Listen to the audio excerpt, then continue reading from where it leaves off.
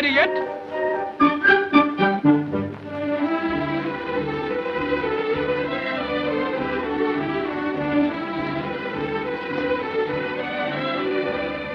Well, for goodness sake, hurry up! The bus is not going to wait all day.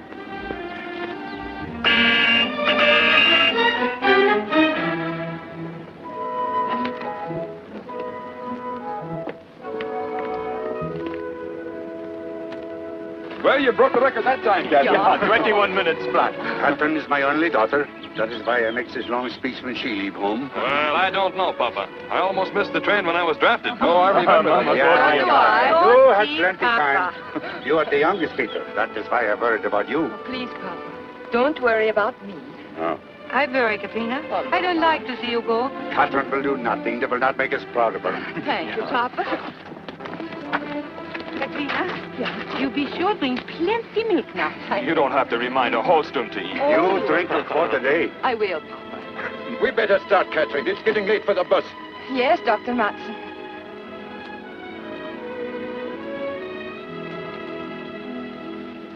Goodbye, Mama. Take good care of yourself. Jag ger mitt lilla tur. Gud välsigna dig. Kära mamma. Goodbye, Papa. Okay, fellas, up the old, huh? Well, you back, sleep the road, for the score, hey, up, hey, those cannot say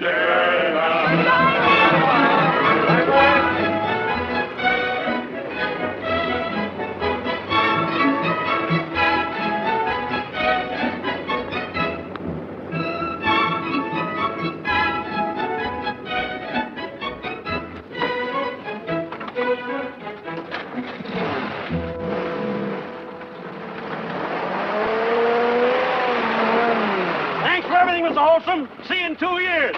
Goodbye, Adolf. You paid good.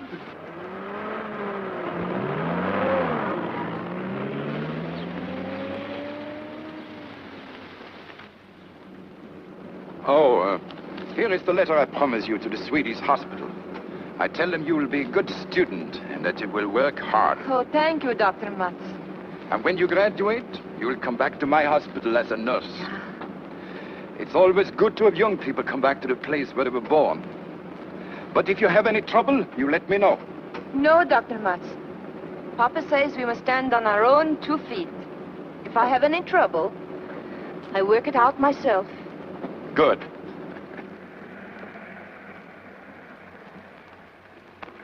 The bus is late. I would like to wait, but I have so many calls to make. Of course. Goodbye, Dr. Matson. Goodbye, min lilla flicka. Och lycklig resa! Tusen tack!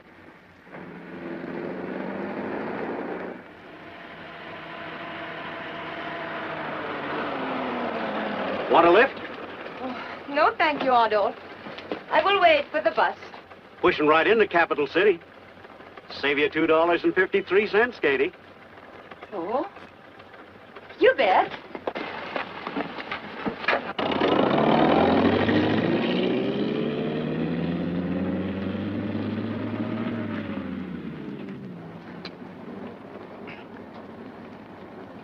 Have you ever been to Capital City, Katie? Not since I was 3 years old. I would have been there 2 years ago, but my brothers went into the army. I had to help out on the farm. You'll have a much better time now that you're grown up. I hope so. Take a drink. Take a couple. No, thank you. I drink only glug. At Christmas time. That's not strong enough for a painter. Oh? You see, a painter's got the paint in his mouth. And if you don't wash it out, it dries there and hardens. That's not good for any man, painter or no painter.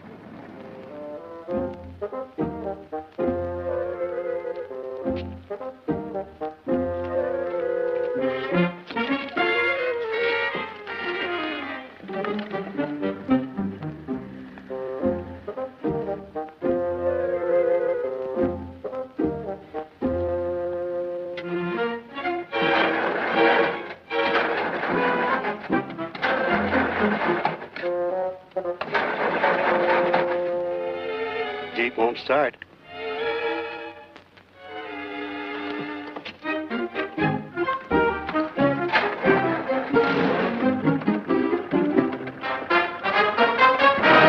Look out! Look out!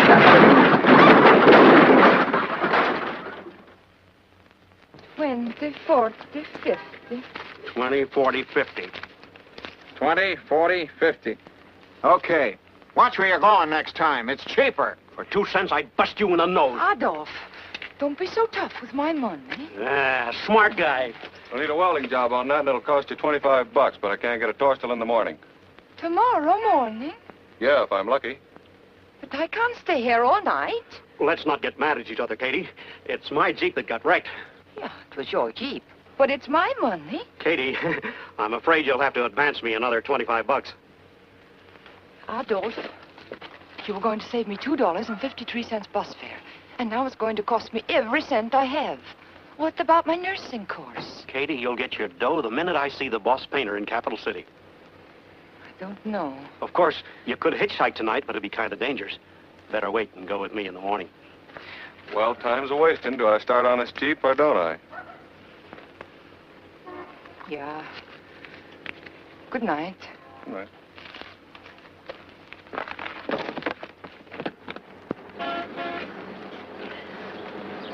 Good morning. Have you seen the... The man that was with you last night? Yeah. No, dearie. He's been gone a good hour. Gone? Yeah. Didn't he tell you? No. No, I didn't see him since I went to my room last night. Uh-huh. Thank you. How far is it to Capital City? 65 miles. Beter du värsta som kunde hända.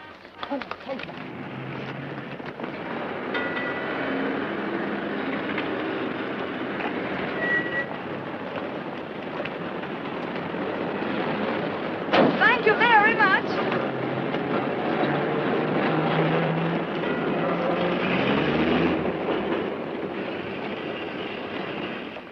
One more flight. I'm in the front.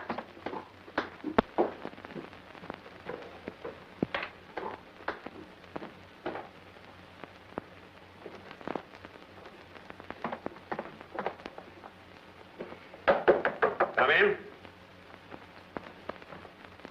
Well, if it ain't little Miss Nightingale. How are you, honey? I've been looking for you all morning. I ain't in the phone book. I went to the Painters Union. Kind of anxious to see me again, huh? Yeah, you bet. Tired, ain't you? Here's just the thing to knock it. Adolf, my $75. I want it. Oh, I'm sorry, dear. I didn't tell you. I'm fixing it so you can deduct that from your income tax. A bad debt, see? No. No, I don't see. I made that money for nursing. You are going with me to see the boss painter? Oh, don't get so tough, honey. We got lots of time to worry about money.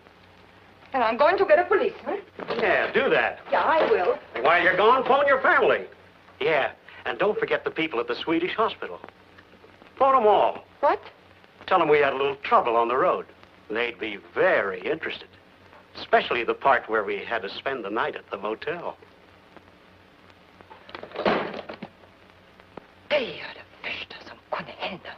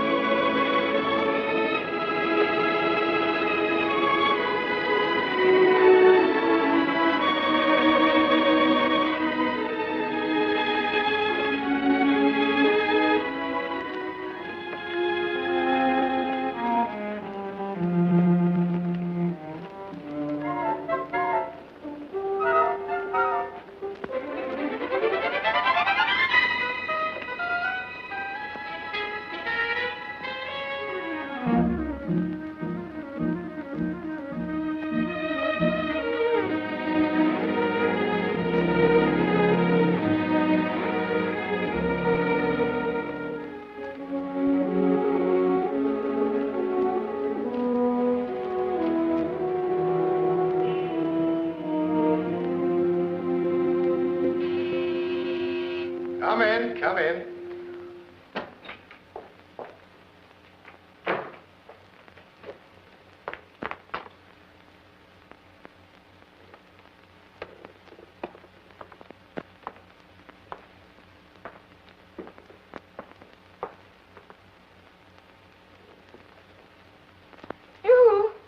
You who yourself? I'll be right with you. You Catherine Holstrom? You know me? The agency told me. Got a uniform? No, Mr. Clancy. You know me. Yeah, the agency told me. What else they tell you? Well, they told me that you were the butler, and if I could work the day out for you, I could work any place. You can wear one of Lena's uniforms. She's the cook. Sick today. Oh, Picked a fine day for her. Luncheons, cocktail parties. You can change in there. thank you. Hope you'll be so good to me.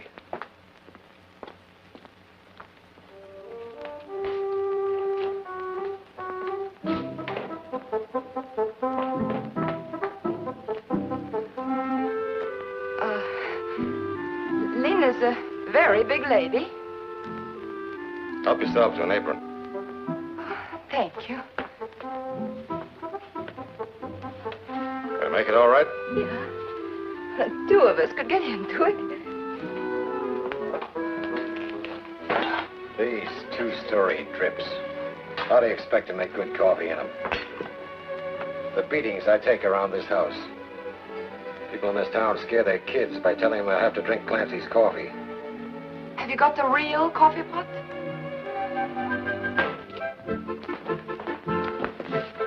Yeah, thank you.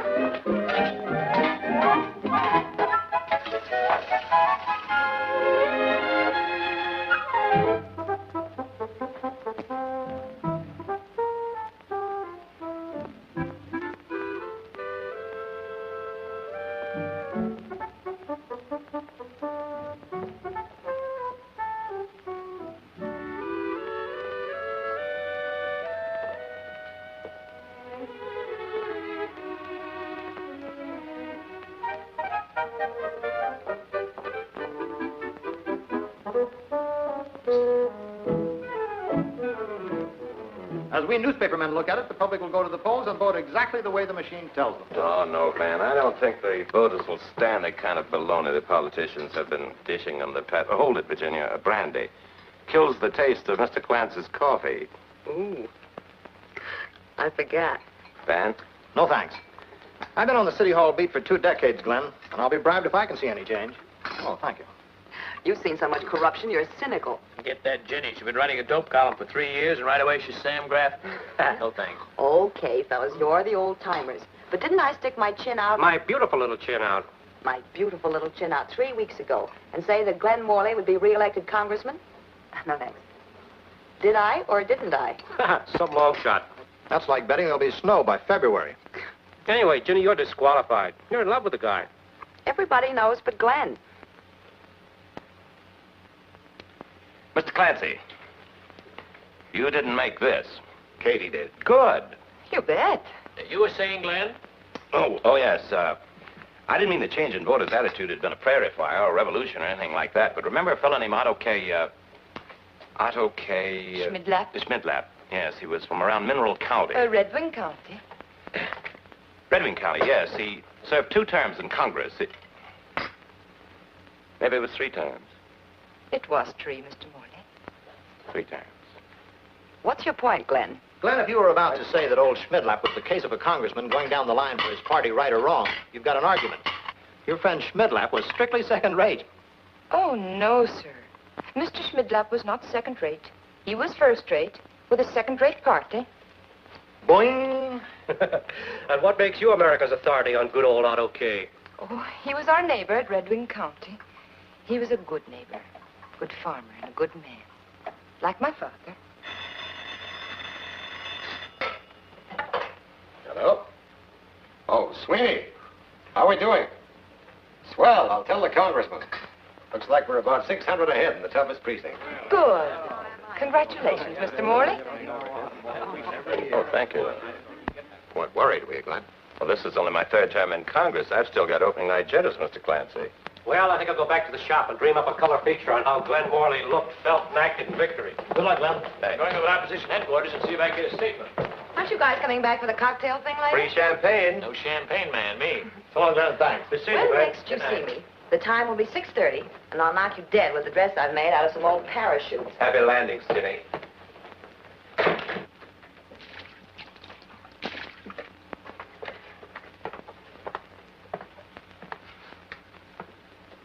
One for you and one for the house, eh? Well, that ain't a bad split. The old senator would have settled for that anytime. Did you know the senator? I've been with the Morleys for 40 years. Oh? I was with the senator when he made his first million. We came here together. We went to Washington together. Part of us died together.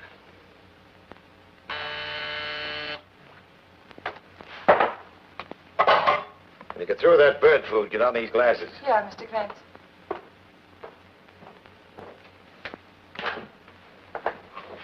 Hello, Joseph. Hello, Agatha. Late. Who's here? No one yet. How's Lena? Still complaining. What's the doctor say? Same as usual. Either she gets a new liver or we get a new cook. Oh, Ma, where have you been? Down to headquarters, my little man. How's everything going the 14th for that ward healer Morley? Morley's no ward healer. Know the boy well. Wonderful to his mother, they tell me. Unless I miss my guess, he'll be re-elected by the usual majority. Hooray for the party. Party? Fiddlesticks. The voters did it themselves. Party's getting filled with fat boys. I've been thinking about that. We'll have to thin them down a bit. You should have been here earlier. We had coffee. Real coffee. Set out for it? The extra girl Miss Clancy hired. Really? Maybe she'd do for second maid. Oh, what'd you say your name was? Catherine Holstrom. Oh, this is my mother, Mrs. Morley, Catherine. How do you do, Mrs. Morley? Mr. Morley says you did very well this afternoon, Catherine. Would you like to work for us? You mean steady? Yes. Well, I do have to earn some money. Anything wrong with our money? Oh, no. I need it so I can start my nursing course. But, I would not be permanent for more than, 2 months. That's permanent these days. Well, that's settled. What can you do, Catherine? Well, at home, I do everything. Make 6 beds every morning. Do washing, ironing for Mama, Papa, my 3 brothers, myself. Clean all 7 rooms and do dishes, of course. And I help Mama with the canning. I preserve meat, candle eggs, dill pickles, smoke ham and bacons. I wait on table 40 hands at harvest time. And I make plug. You do? Yeah, at Christmas time. With a hot poker. You want to know what I do outside? I don't know about my mother, but I'd be fascinated. Bed horses, butcher pigs, kill and dress chickens, and I cut wood for mill or stove. Now, look, there'll be a lot of talk about politics. Just stay out of it. Of course.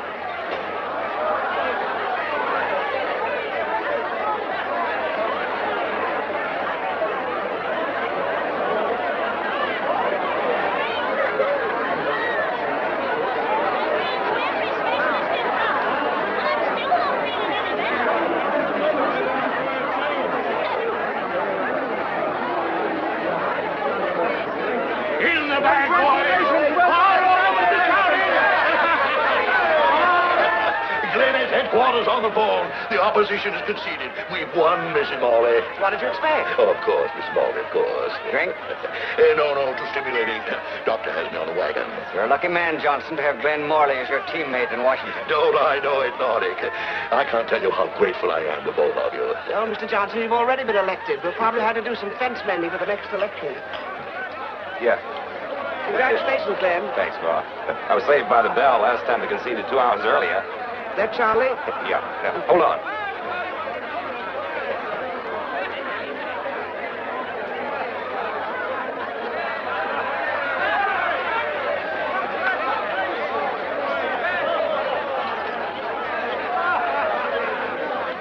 Something to eat, miss. Oh, thank you. Thank you. Did you vote today, my dear? Oh, I couldn't vote, sir. I'm not registered in the city yet. Oh, I'm downright sorry to hear that. I'd have considered our victory a complete success if a pretty girl like you could have voted for me. Oh, I'm sorry, sir. If I could have voted, I wouldn't have voted for you.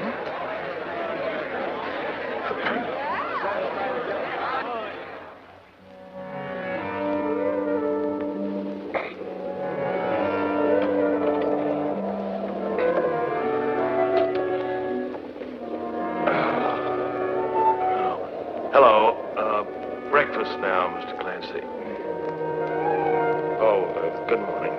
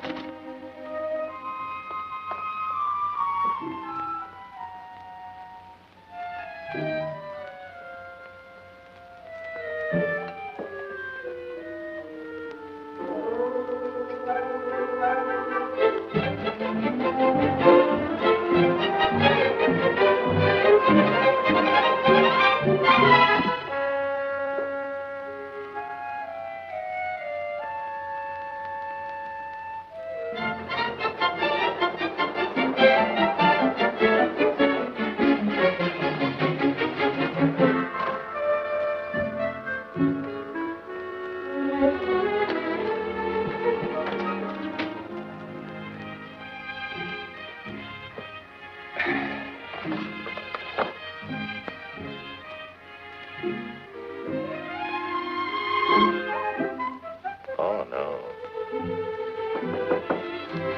Come in, Mr. Clancy.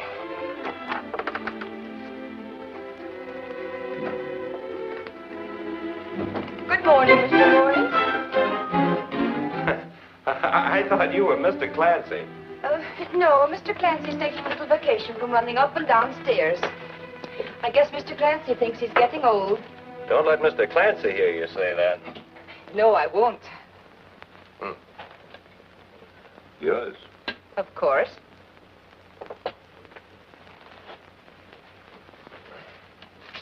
The paper. Thank you.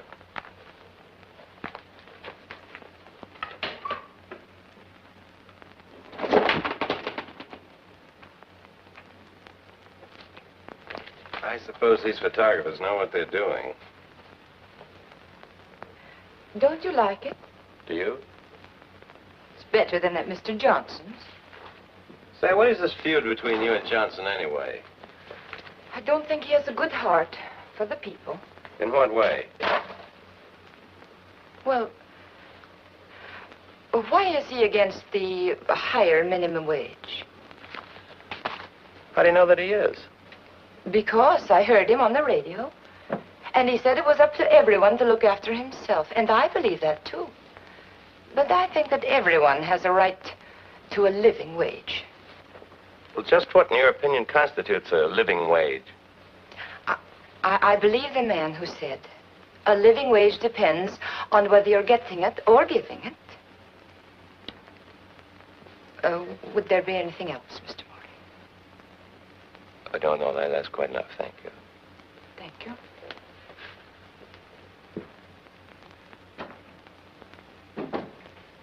Mr. Johnson, why don't you learn to keep your big mouth shut? Get off the bus at the corner of 6th and L Street, then walk 2 blocks to 8th. Turn to your right and go 1 block east. Is that clear? I think so, Mrs. Morley. Katie isn't leading us. No. She's just going to buy some uniform. Thank you. Will you give me the money to pay for them, Mrs. Morley? Just charge them to my account. Thank you. I'll be back as soon as I can. All right. Does she know the way to White's? I wrote the directions down. Morning, Agatha. Morning, Joseph. Well, I think I'll be getting along. What for? I'm having lunch with the governor. 10:30? Well, I've got a lot of people to thank, you know. Breakfast go all right? Oh, superbly. That's what I figured. Be a good girl. Give my regards to the governor.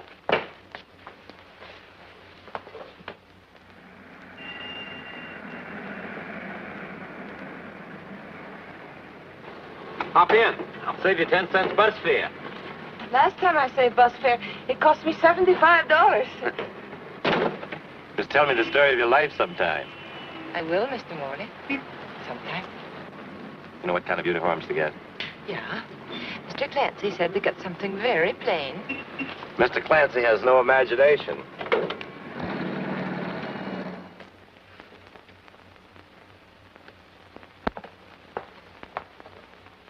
Well, new uniform. They all come? Yeah. How many did you buy, Catherine?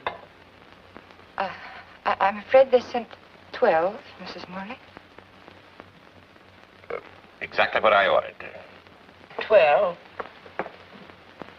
black, 2 blue, 2 maroon, 2 gray, and 4 simply charming little informal numbers for housework in the pre-luncheon period. Who's going to pay for these, Mr. Moneybags? It's your house. I sure feel like a tramp in my old blue serge.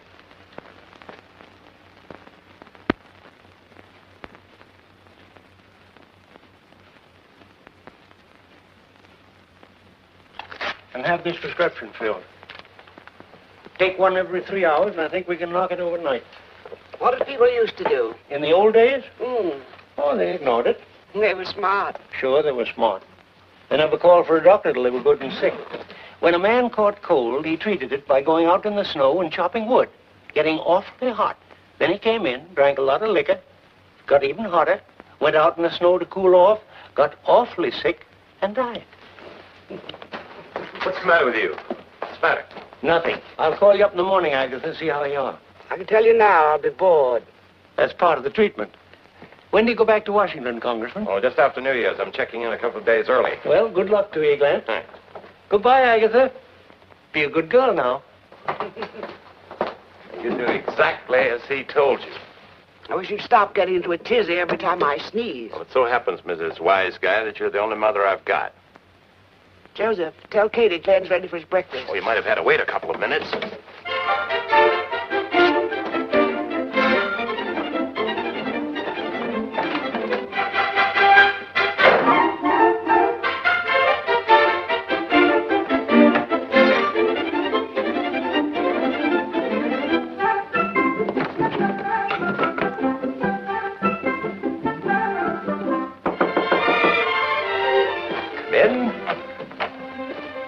What's the matter? What's the matter? What's the matter?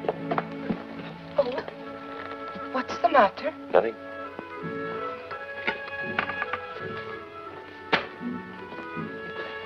What did the doctor say about Mrs. Morley? No, it's nothing at all. Just a sniffle. Oh. Probably be all right tomorrow. Oh, that is good. Then it will be all right for me to speak to her today. What about? To give my notice. I have saved enough money. Well, certainly she's well enough. Give. What are you talking about? My nursing. Oh, I thought you'd forgotten all about that. Oh, no. Aren't you happy here? Yeah. Well, it's work. It's work too much for you? Oh, no, there's nothing more wrong. time off? No, there's nothing wrong. I just want to be a nurse. Well, if you want to be a nurse, And you remember our agreement? there's a very sick woman right down the hall who needs you. Someone besides your mother. Well, just because my mother doesn't complain is no sign that... You know perfectly well that a cold can turn into something else, and that something else can turn into... Well, if you're going, you're going. I am sorry to leave, Mr. Morley. I've been very happy here. You certainly seem in an awful hurry. You mean now, or in general? Both. Well, today is my day off. Where are you going? You mean today? Skating. Hope you have a good time. Thank you, Mr. Morley. I always do.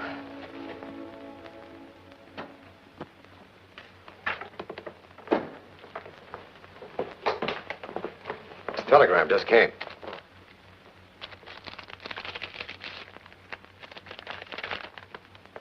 Well, what do you know? I'm leaving for Europe tonight. No kidding. Come on, let's tell Mama. Ma, I'm leaving for Europe tonight. Skating all the way? House Foreign Affairs Subcommittee on United Nations Economic Planning. Long name, good committee. 4 of us take off from New York tomorrow at noon. Be in London next day. What time are you leaving? Got to be at the airport at 8 o'clock. Virginia's coming to dinner. Better telephone her to come early. You call her for me, will you, Ma? I've got to get some exercise. Be careful. Don't want you to go to Europe in a hospital plane. You realize, of course, you're talking to the captain of the greatest hockey team Yale ever had. Uh-huh.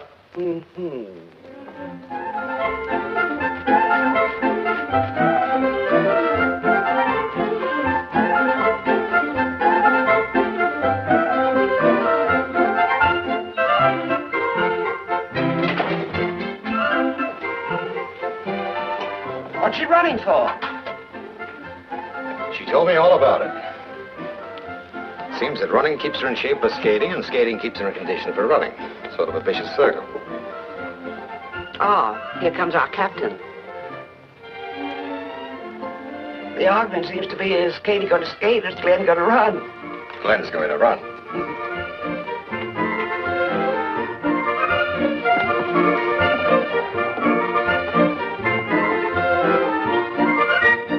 Poor Glenn, he won't last one lap. You're wrong. He's not going to let him make a sucker out of him. You willing to back that judgment with cash? 10-1 says he's in there at the finish. The usual 10? The usual.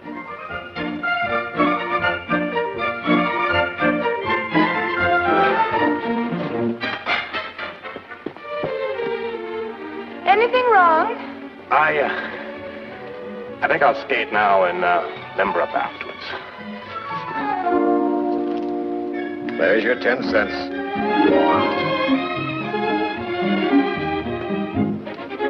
Hey!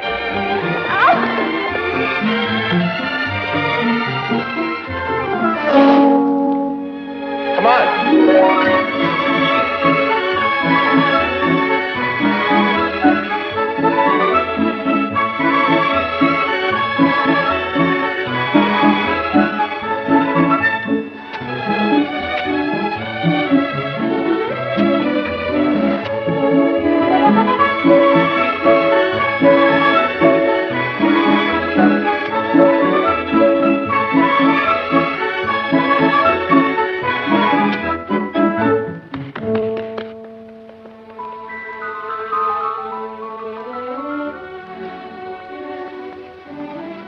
Is it true you're going to Europe tonight, like Mr. Clancy says? Yes. Are you really worried about your mother? Oh, well, she'll be all right. Oh. I was just trying to think of some way to make you stay.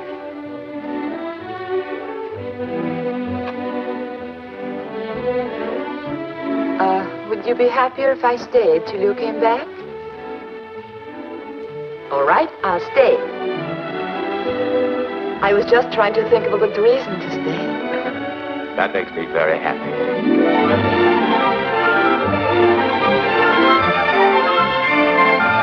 I hope Glenn doesn't forget the ice gets awfully thin down by the boathouse. Well, he went through the ice there last year. He couldn't be such a dumbhead. Five gets you 10. 2 bids this time.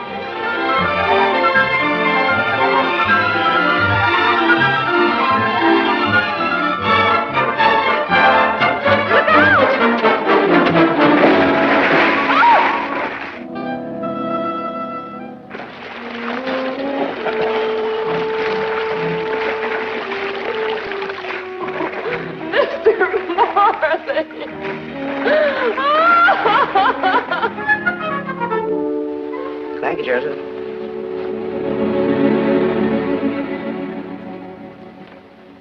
Still feel cold, Glenn?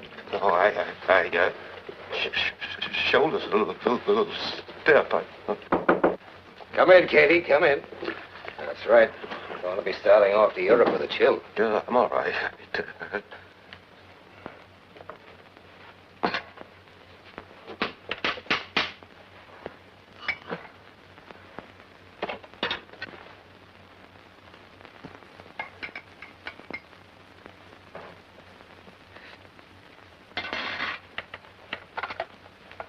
What's that you're giving him?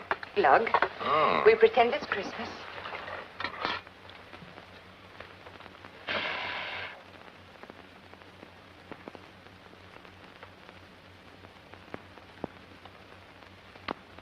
Mr.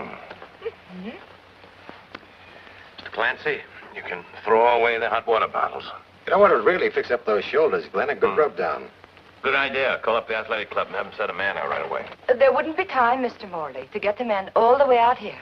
I'll have to do it myself. Glenn, you all right? Sure, he's all right. Get back to your room, Agatha. Fiddlesticks. Katie's going to give me a Swedish massage. In reverse. He's already had the cold plunge. And that's the captain of the greatest hockey team Yale ever had.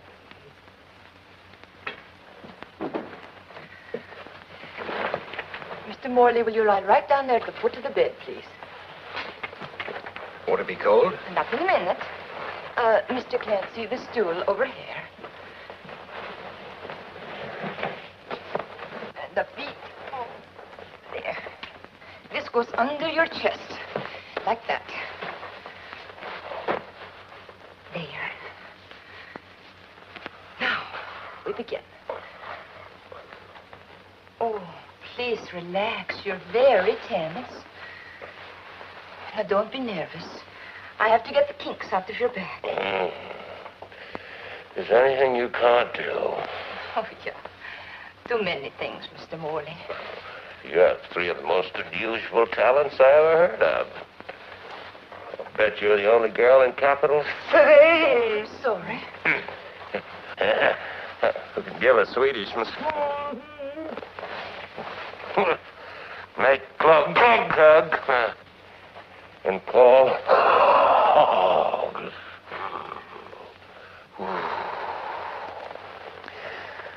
I'm beginning to feel better.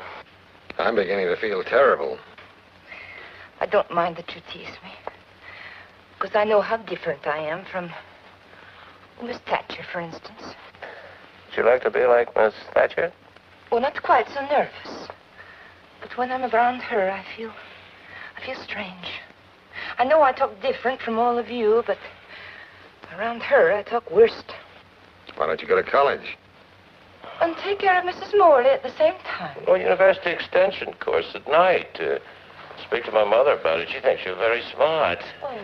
Oh, these have all sorts of courses. Political science. And economics. Oh, take all that. Oh, come here. Hello, Virginia. Oh, looky, what fun. What's going on, Clancy? I never suffered so much in my life. She's been murdering us. Is this restricted to the family, or do you take out patients?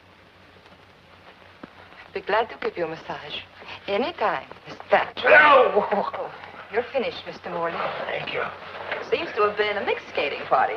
Lucky thing Katie was there. No doubt she saved your life. I'm grateful to you, Captain.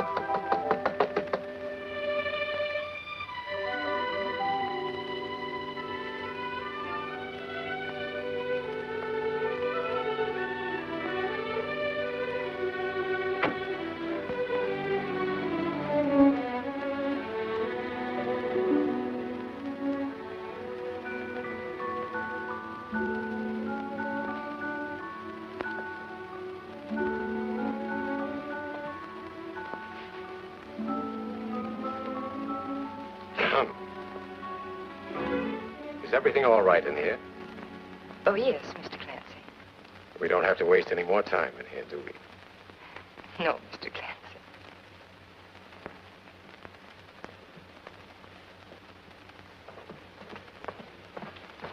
Learning anything at that night school? Oh, yeah. Yes, Mr. Clancy.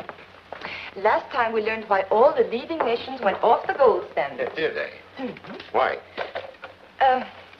It was a move toward the nationalization of the world banking system through the social control of credit policies.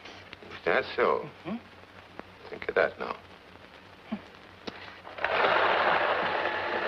How's the diction and public speaking getting along? Oh, I am worried about that, Mr. Clancy. Tomorrow night, I have to have a speech memorized, and I don't know what to do. A speech? Mm-hmm. Turn that thing off.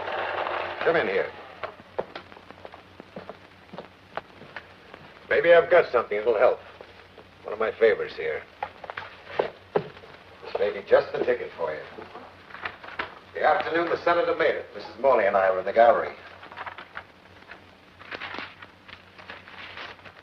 Yeah. Go on, Katie, read it. Stand right there. Now, you're the senator. You've got the floor. The chamber's pretty crowded this afternoon. Senator LaFollette, Glass, Underwood, Lodge, Borer. A lot of speeches have been made. Good ones, too. You stand and you're recognized. A sort of a hush falls over the chamber.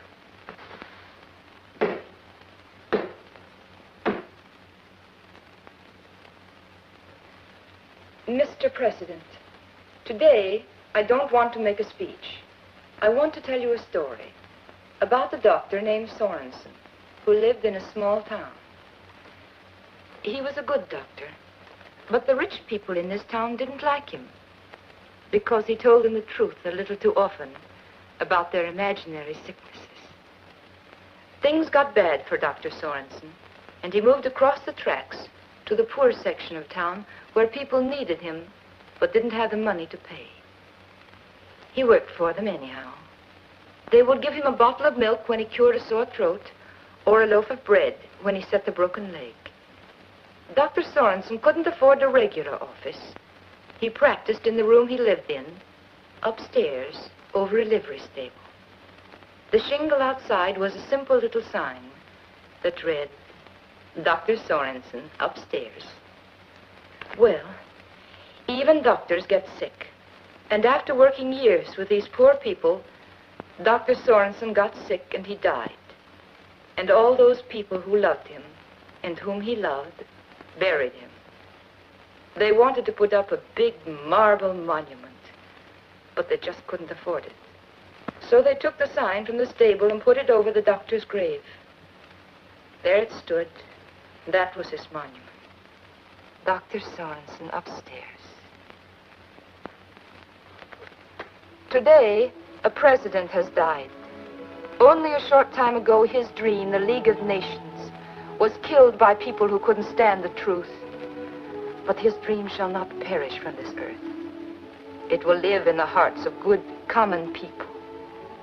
For over the president's grave, the people have placed their everlasting monument, which, like the doctor's, reads simply, Woodrow Wilson, upstairs.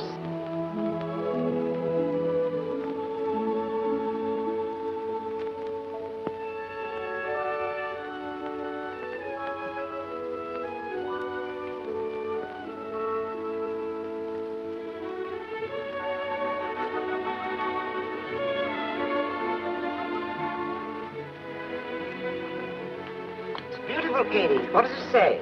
Welcome home. Glenn will love it. He's here.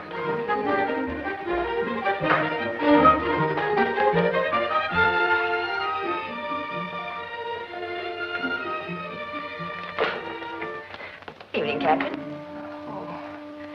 Good evening, Miss Thatcher. You here yet? No. You are the first.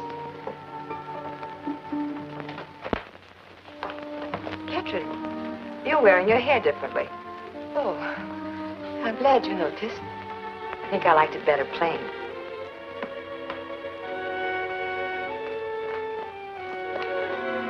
It's Miss Thatcher. Oh, hello, Virginia. Darling.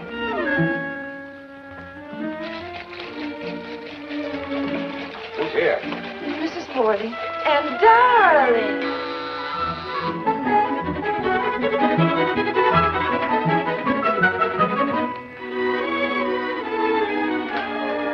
Mrs. Morley, right away. It's very urgent. We'll wait in the library, and I'm sure she'll see us when you tell her how important it is. Yes, Mr. Northern. Don't disturb her guests. It just goes to show one never knows. It's Mr. Nordic. Really?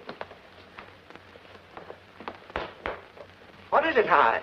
Agatha, I'm afraid we have bad news for you. We've just had a phone call from Washington. What's wrong? We've lost a congressman, poor Wilbur Johnson. What happened? When? It's really a great tragedy. He dropped dead an hour ago. Dropped dead? Oh, no. No. Here, don't do that. She's fainted. Katie. What's happened? I don't know. We were in the library talking about Wilbur Johnson. Welcome home. Has she ever done this before? Shutting the door because I didn't want... Glenn. Virginia? Ma? Hello, Glenn. What happened to Katie? She fainted. I think she thought you were the one that dropped dead. Oh, you mean Johnson? Told me at the airport. Katie. You all right?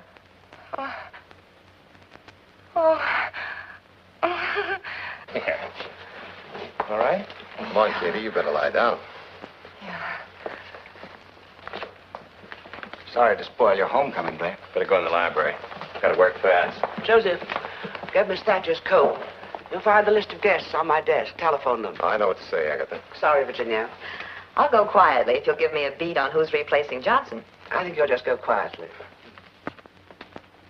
Edgar Allister Peterfee II, Frederick Palmer Stewart, Theodore Cummings, Anders J. Finley, and Tony DeCorda. You can forget every candidate but Peterfee. Why Peterfee?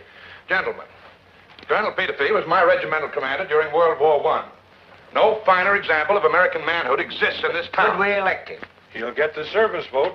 If you'd heard as many mothers complain about Colonel Peterfee's command as I have, you'd realize he couldn't be elected garbage collector, which he is. I resent that. Quiet, Eckers, or you'll have to go home. Gentlemen, it's getting late. Tomorrow the governor will have to announce a special election to fill the vacancy caused by Wilbur's death.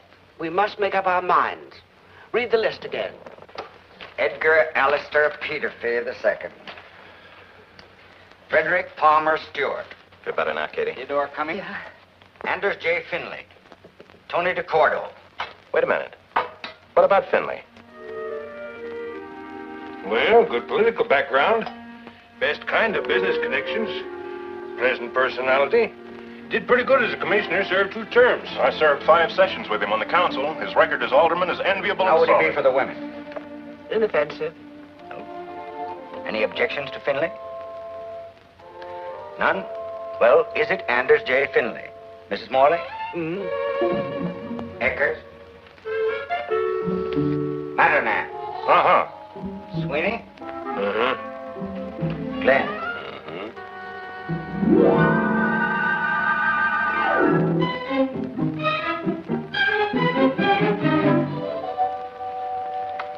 Well, that's it, gentlemen. Let's eat. Tomorrow night at the mass meeting, I want you to introduce Finley as our candidate. We'll be a lot happier with Finley than we were with Johnson. I promise you that. Thanks, Joseph. Colonel Peterfee will be awfully disappointed. What's he got to kick about? He's still garbage collector.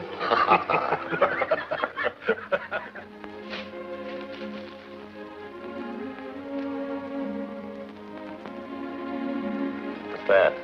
Oh, it's some of the cake I made for your homecoming.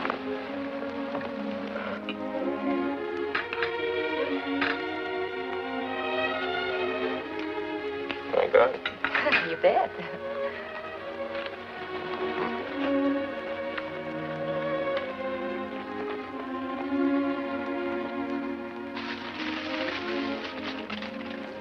Been skating lately? No. I tried it once in Switzerland. It wasn't much fun. I tried it too. But I kept looking around for you to fall through the ice. Oh, no. Oh, I want to thank you for taking such good care of my mother. Oh, I'm glad I stayed.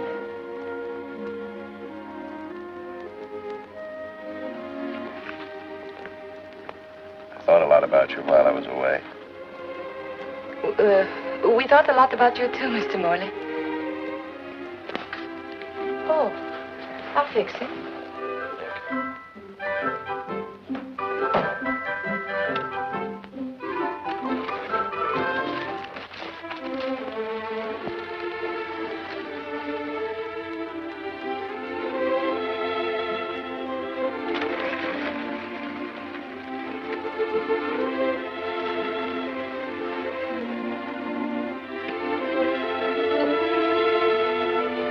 You are.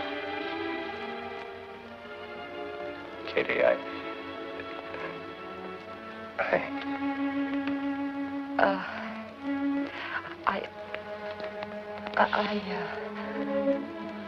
Apparently you didn't approve our choice of Mr. Finley tonight. Oh. Well, I don't think he's any improvement over Mr. Johnson. What do you know about him, anyhow? Oh, I know his record. And I heard him speak one time when he came through our county. He has a very bad record. Oh, so you're an authority on Mr. Finley, too? Well, for one thing, why did he stop free milk from the grade schools? And If you don't like him, don't vote for him. Oh, don't worry, I won't.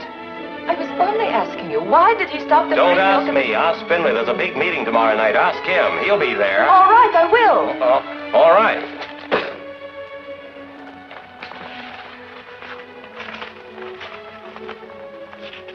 sorry, Mr. Morley. I didn't mean to upset you. Upset me? I'm not upset.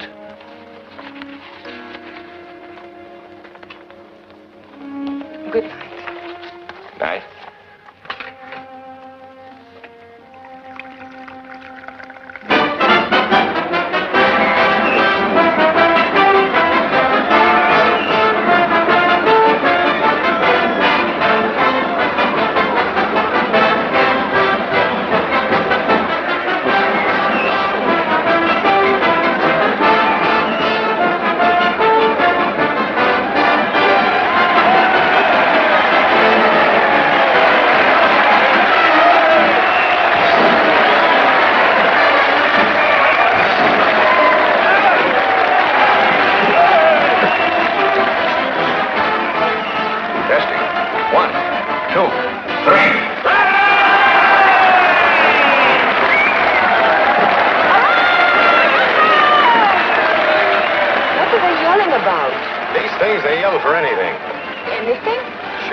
Scream if he yelled fish for sale. Oh, no. Fish for sale!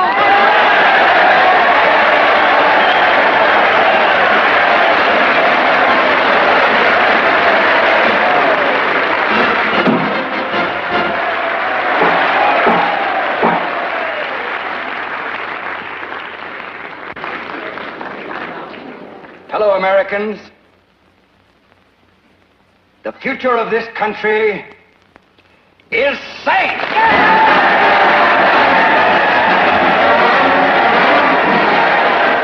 Guiding the ship of state!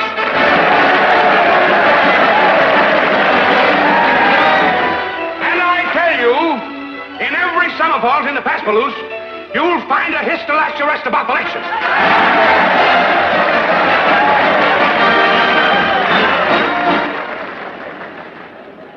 And now it is my privilege to introduce the next speaker. Your former alderman, your former commissioner, your next congressman from the 13th District, Anders J. Finley.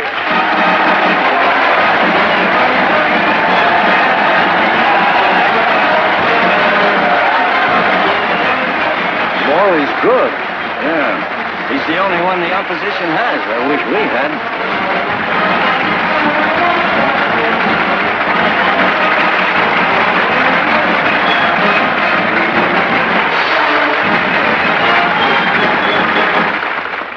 Ladies and gentlemen, there have been a lot of speeches made here tonight, so I'm going to make mine very short. I appreciate the magnificent tributes made to me. And all I've got to say is, my platform's my record, and I stand on my record.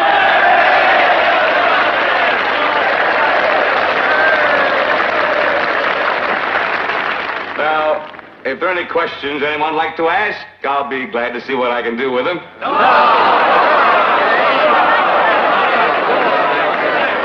Little lady down here. You have a question, miss? My question is, why are you running for Congress?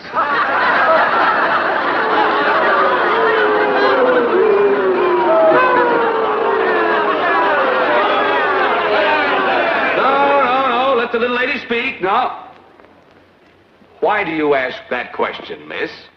Because, Mr. Finley, I'd like to know how you, with your record, can ask these people to vote for you. Well, I'll match my record with any man's.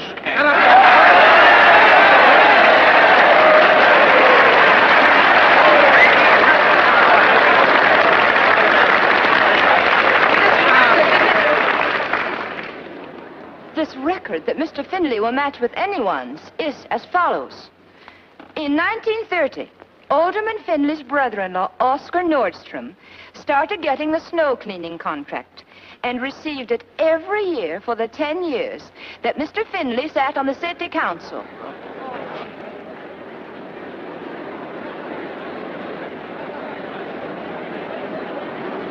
And in 1932 and 1933, Alderman Finley said the bread lines were costing the city too much money. And even went to the extent of trying to put through a bill to force apple sellers to buy licenses. And in 1934... The speakers in support of Mr. Finley had barely concluded when a young woman rose from the floor to challenge the party's selection. Checking since then on her identity. And this beautiful blonde is a second maid employed in Congressman Morley's palatial home on the lakefront.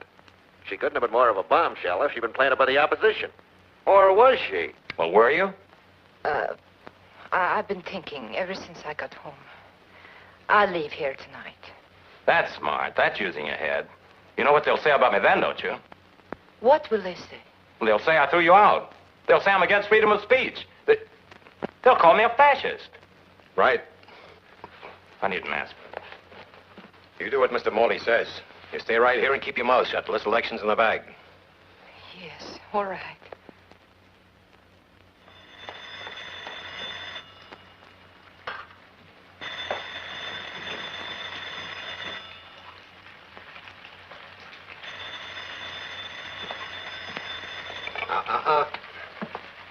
Why don't you let me answer it for a while, Mr. Clancy? Because if they don't get a statement out of Glenn, they'll try and pry one out of you. Hello? No, you can't talk to anybody. Who?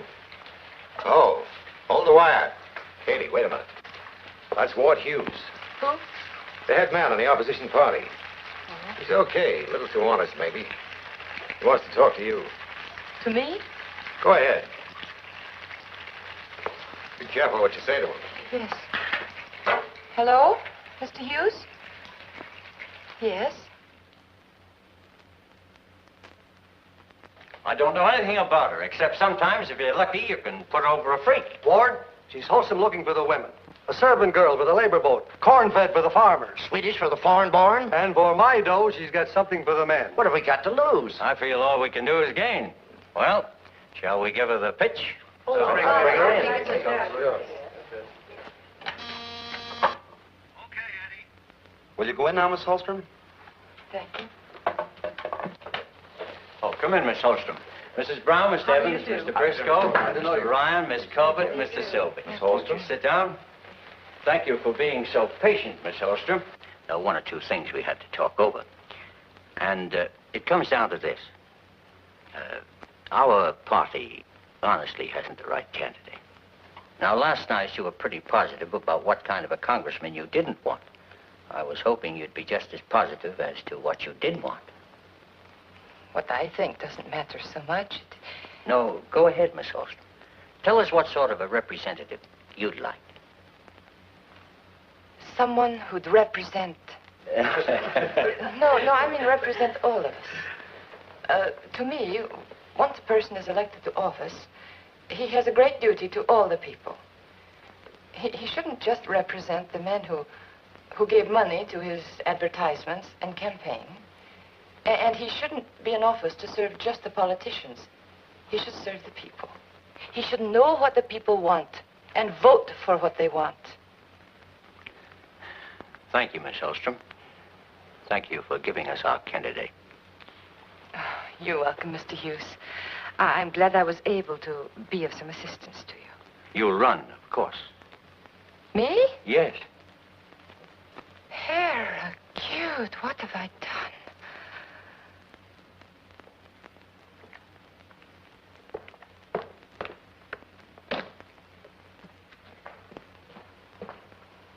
Mrs. Morley, my taxi is here. You really going through with this, Katie? I have to. Katie, I'll miss you. Oh, thank you. I'm afraid Mr. Morley is a little mad at me. Don't let her do it, Ma. She won't listen to me. How could I stop her? But it's what she wants to do. Well, that's ridiculous. Look, here's this girl. Catherine Holstrom. Captain Holstrom, right. A bunch of opportunists taking advantage of the fact that she made a sensation of herself at the auditorium the other night, are now giving us some song and dance about being able to elect a representative from the 13th district in spite of the power and experience of our party. She doesn't know anything about politics.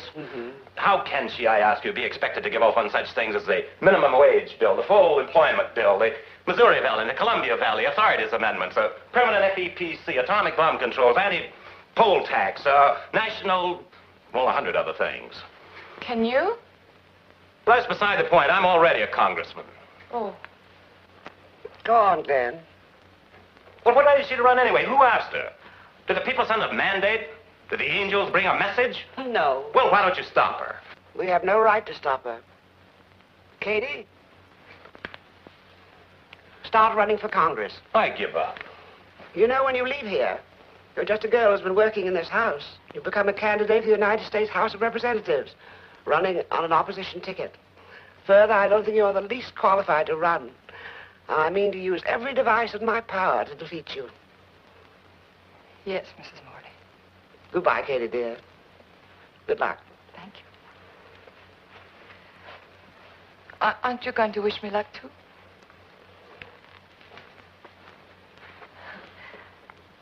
Good luck, Katie. Goodbye.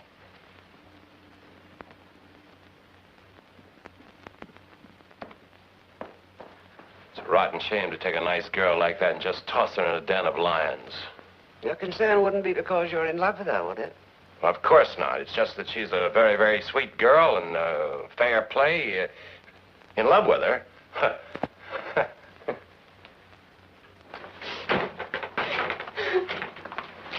don't know why I'm crying, Mr. Clancy. Because you can't bear to say goodbye to me. Yeah, I guess that must be it. We'll let you in on something, Katie. What? Might bring you luck. Oh. For over 40 years now, I've been voting for the Morleys. This time, I'm going to vote for you. Oh. That's not changing anything. Because in my book, you're Morley people. Go ahead, driver.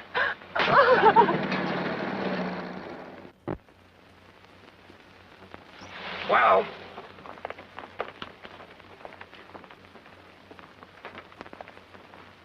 Because I believe that only in cooperation with the rest of the world can we achieve an eternal and happy peace. I shall work for the rights of all people, no matter what their color or religion, and I shall support every measure that endorses and furthers these rights. I thank you.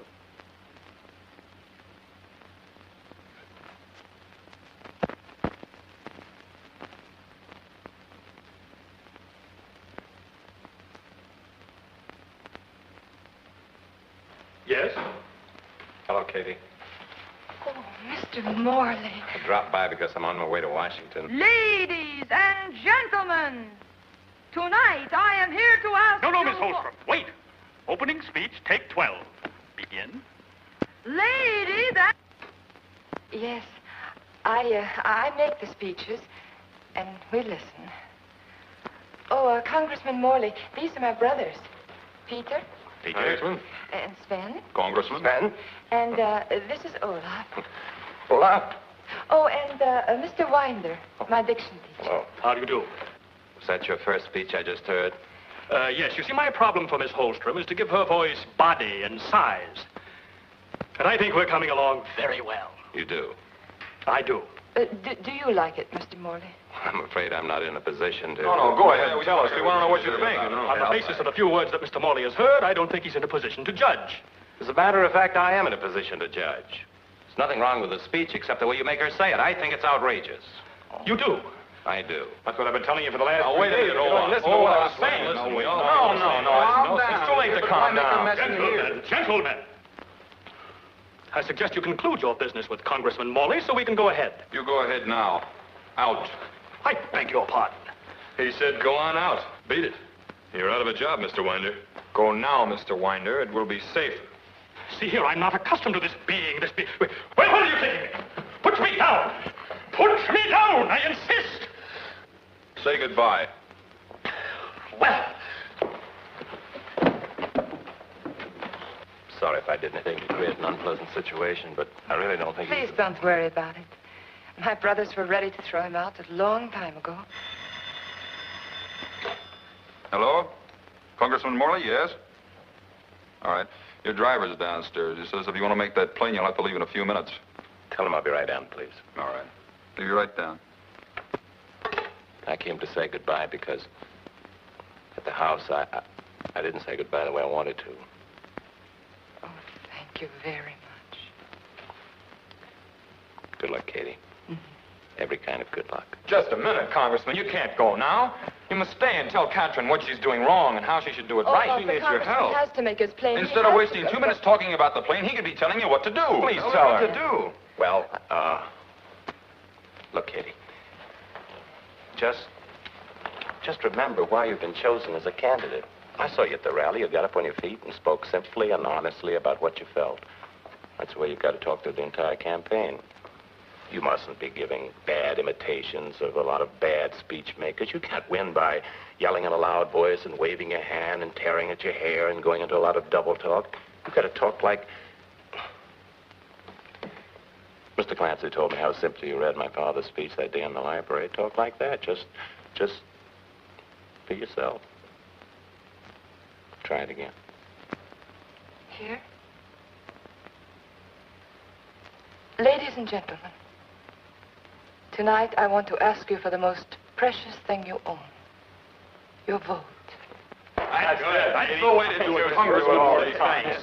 Why, he did more in 2 minutes and wider in 2 weeks. Sure, come on, Catch. Get up on the platform and talk. Yeah, come on. Let Mr. Morley hear for once. All right. Yes, you go ahead. I'll stay as long as I can. Go on now, Captain. The power and right.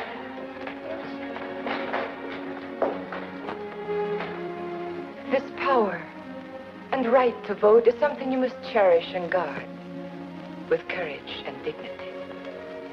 When someone asks you for your vote, you must be jealous of that vote. You must ask yourself, who is it I'm voting for? What kind of a person?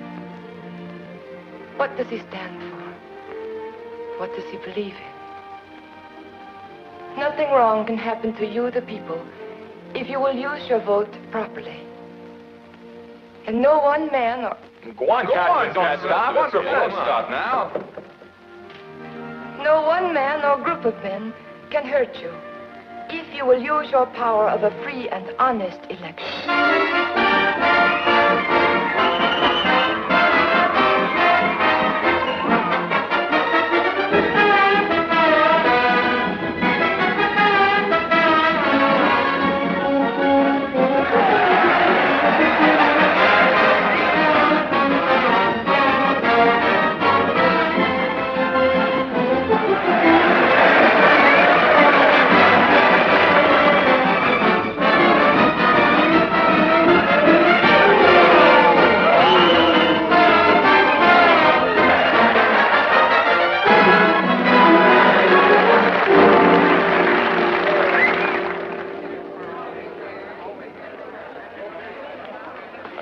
On the machine.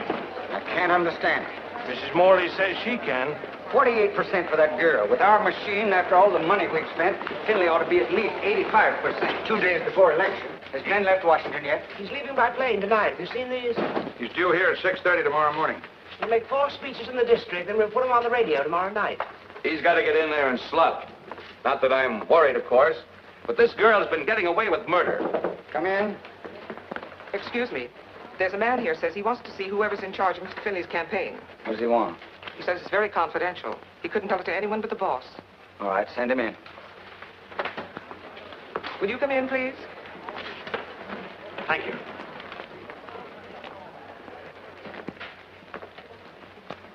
How are you, gentlemen? And lady? Oh. Hello, Mr. Finley.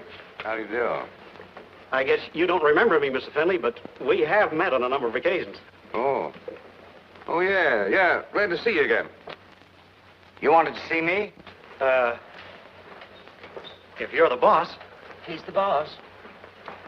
is it okay if I talk in front of, what I have to say is kind of confidential.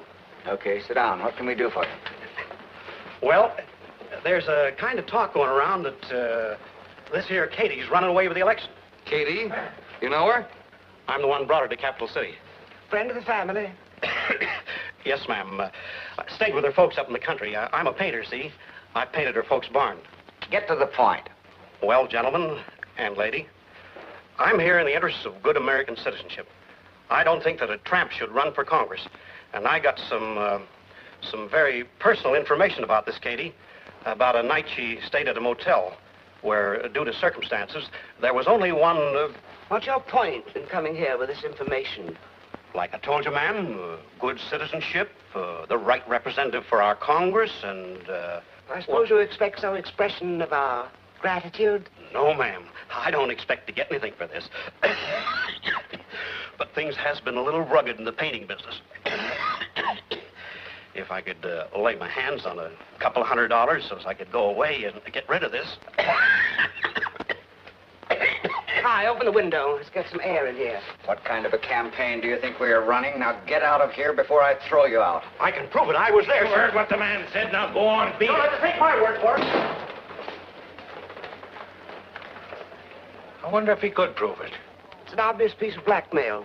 For $500, that man would sell out Finley if he wanted to. A fella comes in with a perfectly good story. We don't even listen to him. We throw him out of the office. What goes around here? Are we for me or are we for Katie? I haven't quite made up my mind. That may be very funny to you, Mrs. Morley, but I've spent 20 years of my life in politics. I can match that and add 20. Oh, I know. Guess I'm a little bit jumpy, Mrs. Morley. Forgive me. I have no complaints. You put on a swell show. Anything you say is okay with me. I know I'd be a dead duck if it weren't for you. Well, there's nothing more I can do around here today, folks, so I guess I'll run along and check with some of the boys.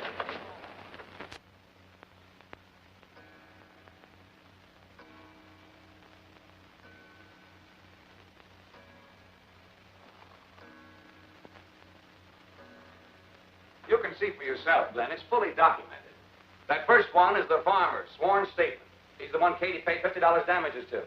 The other one's the mechanic. He got 25 from Katie to fix Adolph's Jeep. And here's one from the woman who ran the motel. All sworn statements, Glenn. You people have been as busy as little beavers, haven't you? Must have worked all night to get here so early in the morning. Who asked you to do this anyway? Now, just a minute, Glenn. This is a hot story. Loaded with enough dynamite to blast this cheap, no account. Shut up. Glenn, we've got to be practical. This is a campaign. In politics, you use every break you get. Virginia, don't print that story. Why, Glenn Morley, I seem to remember you on a platform saying, quote, I'll fight for free speech and freedom of the press. Now, look. I know I'm in no position to insist. You're in no position, period. Now, stop this, both of you. Remember this, Agatha. They go to the polls tomorrow morning at 7, and we stand a darn good chance of getting our ears pinned back. Now, you tell Glenn, do we want to win this election or don't we? I'm sorry it had to come to this. I suppose we have to win an election.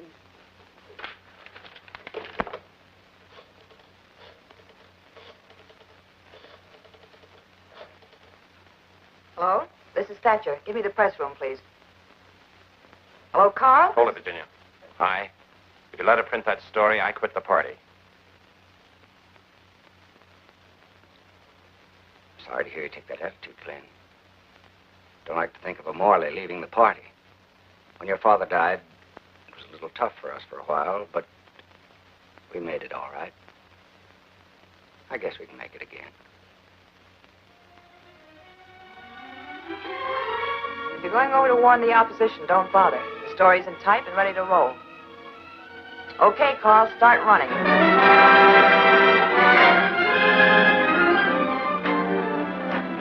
Miss Holstrom, please. Miss Holstrom's not here. Where is she? I don't know. Just a moment. Where's Katie? Congratulations, Morley. Where is she? She left an hour ago. We were tipped off then that the story was in type. Where'd she go? Morley, this is a rotten way to win an election. Even if it's true, you shouldn't What have do you done it. mean, even if it's true? She went back with her brothers to their farm. Eddie. Yes, sir? Call the party workers to stand by. I have a slight hunch something's liable to pop. What? How do I know? This is politics.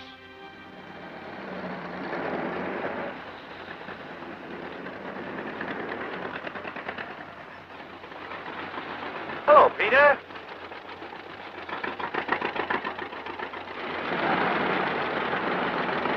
Hi, Olaf.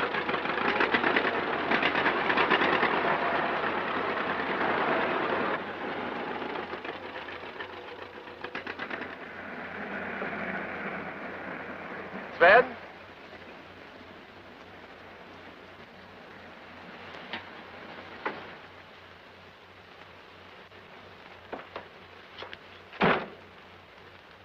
Mrs. Holstrom? Yeah? Oh, can you tell me where... Yeah. Oh, thank you. Thank you.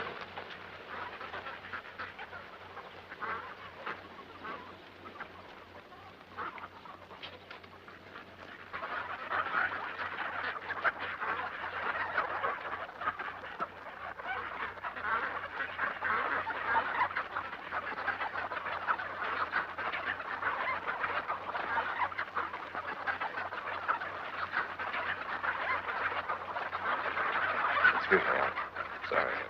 Pardon me.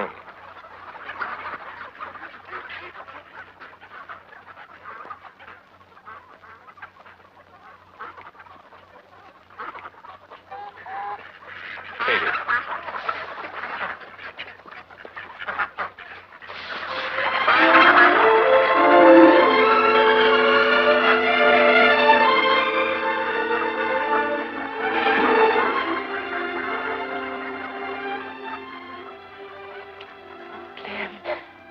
Glenn, I love you. I love you so much. Katie. How would you like to go to Washington with me? Be the happiest girl who never got elected to Congress. Of course, darling, of course. Glenn, Papa's old-fashioned. You'll have to ask him to. Where's Pop?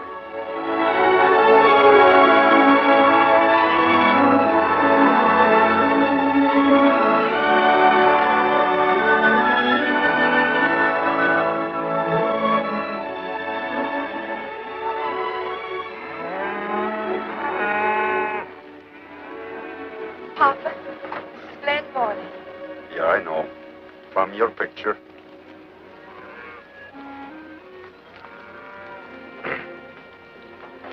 Mr. Holstrom, I want you to know that I had nothing to do with what was in the papers. Yeah, I know.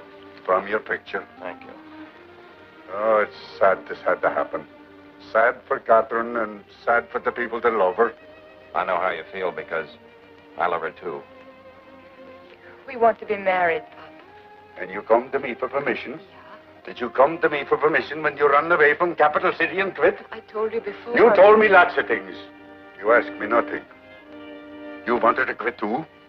Thought it'd be the easiest thing for Katie. Yeah, the easiest thing. The easiest thing when I come here 40 years ago would be to let the earth lie dead, unplowed. The easiest thing would be for me not to raise a family and make them believe the things I believe. So, you want to get married. Well, go ahead. This is not important to me. I thought that Catherine was married to the truth. But now that she wants to quit and that you want her to, I don't care whether you get married or not. Are you trying to make me feel ashamed, Papa? Yeah, but only ashamed for quitting. If you want to be in Congress, then you must fight. How can a woman fight the kind of lies they've been printing about her? If she goes back, they'll simply print more lies. I don't care what it says in papers or anywhere else. Woman or man, if you don't want to fight for the truth, then you shouldn't be in Congress.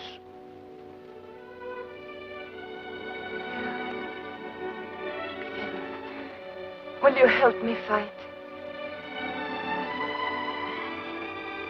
Mr. Holstrom, I wish I had you for my campaign manager. Oh, good. darling. You make fine son-in-law. I hope. I know.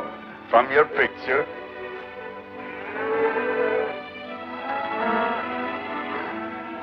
Close the door. Glenn, where on earth are you talking from? Oh, how is Katie? I suppose you think that comes as a big surprise to me. They're going to be married. I like that. I wish we hadn't walked out of here quite so fast this morning. I've had a very interesting guest for the past couple of hours. Yeah, interesting guest. You stay there and wait for my call. All right, Glenn. Agatha, how long are you going to let that fella hang around here? Stick around, Joseph. Things may get more interesting. Bring that in. Congratulations. On the wedding, I mean. Thank you. Maybe I can give Glenn a wedding present. Here's how. Just been having a little drink with the senator. Thank you. You know, it's a great privilege to be chatting with you socially in your home, Mrs. Morley.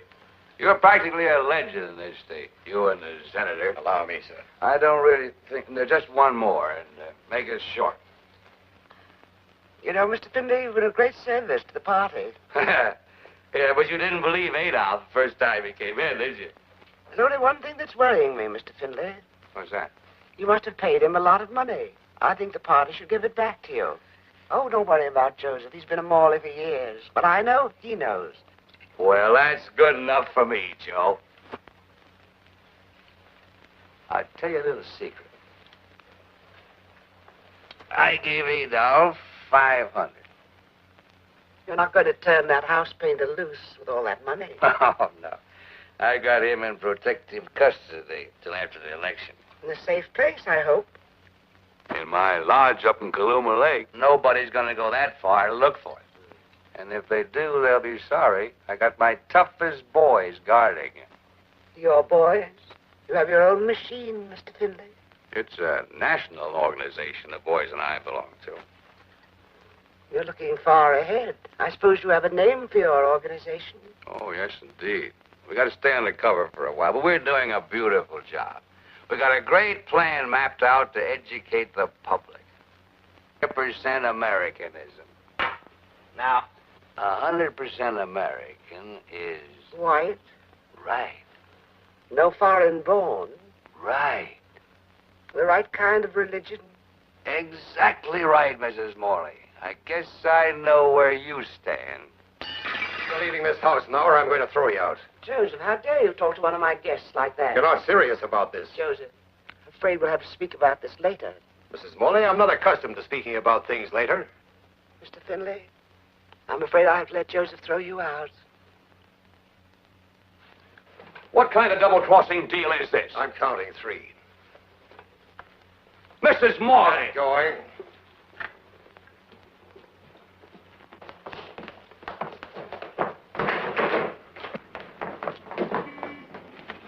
Mr. Finley!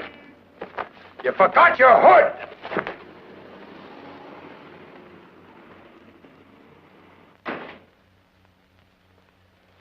Will there be anything else, Mrs. Morley? Yes, Joseph. Get Glenn on the telephone right away. Yes, ma'am. Yes, sir. Hey, wait a minute. Who's going on the radio, Captain or Glenn? We'll know more about it when he's through talking to his mother on the phone. Oh. Fellows know a shortcut to Kaluma Lake? I do. That's where we fish. We're going fishing. Yeah? For Adolf. I can't wait. Glenn! Wait a minute. Now, look. Getting Adolf out of Finley's place may be a pretty rough deal. Glenn, if I don't go, Papa will give it to me good and plenty. Oh, no. I'm not quitting on anything anymore. Wait a minute!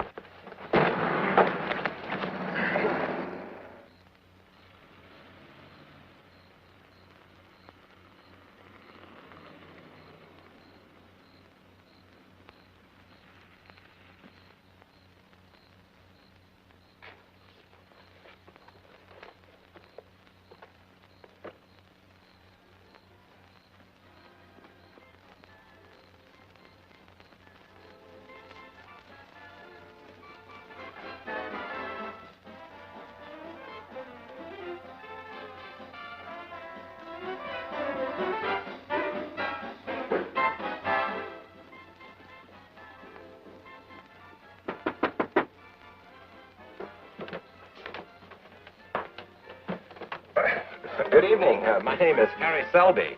Well, what do you know? I hate to disturb you at this late hour, but I wonder if you could direct me to the O'Shea Lodge. This ain't it. Oh, I know it's on the North Shore. This is the South Shore. Yes, I know. I must have taken the wrong fork in the road. You see, I used to live here some years ago, but, well, they've changed the signs or something. Then everything was dirt roads, and you could find things easily. How long have you lived around here? I'm a tourist. Oh, you... And the North Shore is right around the lake, on the opposite side of the South Shore. How do you get there? You get a car? Oh, yes. I've got one of those new models. It's a... Well, drive it.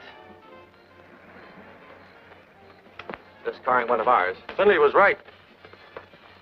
Wouldn't it be easier to go by boat? Yeah, it would be easier to go by boat, but I ain't got a boat.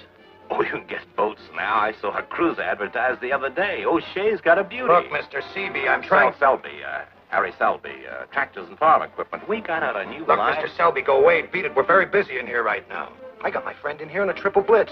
Oh, good. Now go away, beat it, and give my regards to your friend O'Shea. Oh, do you know O'Shea? Oh, I don't know O'Shea, and I don't care if I... Mister! Take it back!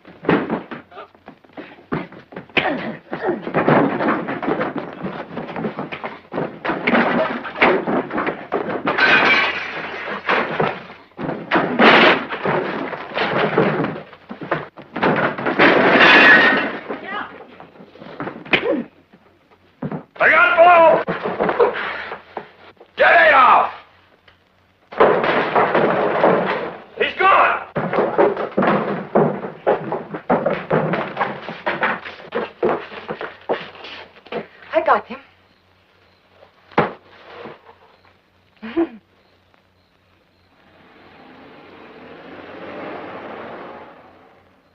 I'll stick with the party if we dump Finley and say so publicly. But that's going to be impossible. Call for up us the to do. newspapers and get out an extra. How are we going Issue about a getting up statement, an use extra? the word of Katie, and get it on the radio. But you can't tell All the of whole this town. must be done by 7 o'clock. But that's what the man said, Hyde.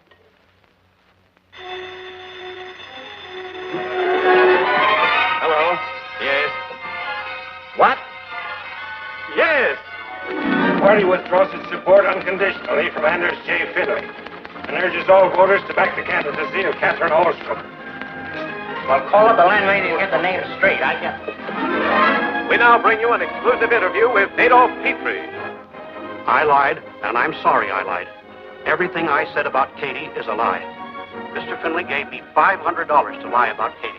This is Catherine Holstrom. I am very grateful for the trust and the confidence placed in me.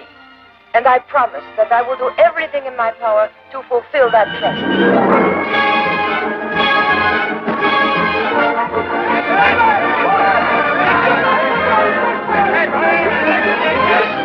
1 hour and 55 minutes from now, the polls will open. I urge you, as citizens who want good government... Let me repeat. Our party has withdrawn its support from Anders J. Finley unconditionally. We urge you to go to the polls this morning and vote for Catherine Holstrom. Good! Mr. Finley was my leader, and it was an order. He said, once a member of the organization, always a member of the organization. And I knew what would happen if I didn't obey. So, I swore to all the lies he told me to say.